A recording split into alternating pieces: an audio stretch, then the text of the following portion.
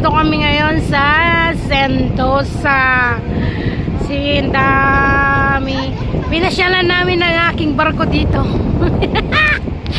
Ang aking mga barko, pinasyalan ko. Kasi sobrang busy ko, kaya hindi ko na napasyalan ang aking mga barko. Yan, guys. Tingnan nyo, guys. Ang lawa ng dagat. Ayun, yung isa kong barko. Yun ang pinakamalaking barko ko. Yun, guys. Kita nyo? At ito yung magiging soon na asawa. Soon to be wife. Soon to be wife. Ayan. Tignan mo naman, guys. Oh.